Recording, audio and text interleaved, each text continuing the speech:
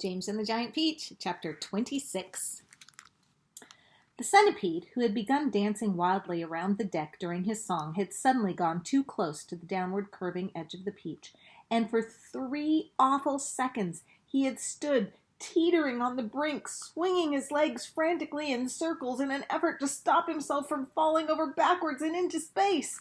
But before anyone could reach him, down he went.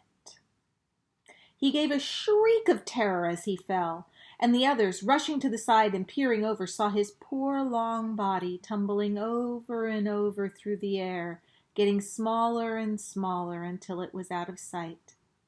"Silkworm!" yelled James. "Quick, start spinning!" The silkworm sighed, for she was still very tired from spinning all that silk for the seagulls, but she did as she was told. "I'm going down after him," cried James, grabbing the silk as it started coming out of the silkworm and tying the end of it around his waist.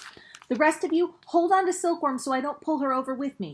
And later on, if you feel 3 tugs on the string, start hauling me up again." He jumped and went tumbling down after the centipede, down, down, down toward the sea below. And you can imagine how quickly the silkworm had to spin to keep up with the speed of his fall.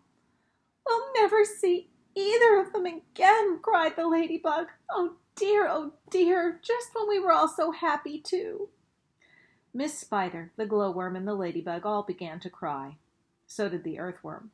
"I don't care a bit about the centipede," the earthworm sobbed, "but I really did love that little boy."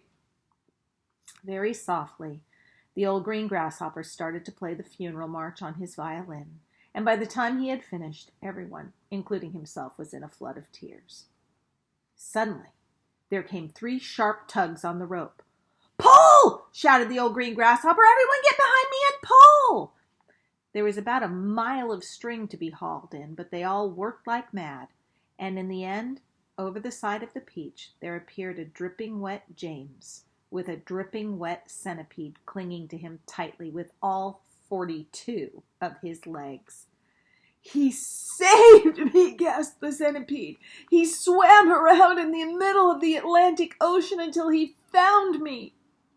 "My dear boy," the old green grasshopper said, patting James on the back, "I do congratulate you." "My boots!" cried the centipede. "Just look at my precious boots. They are ruined by the water."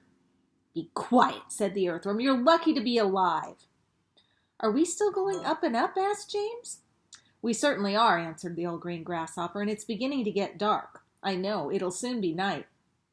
"Why don't we all go down below and keep warm until morning?" Miss Spider suggested. "No," the old green grasshopper said. "I think that would be very unwise. It will be safer if we all stay up here through the night and keep watch. Then, if anything happens, we shall anyway be ready for it."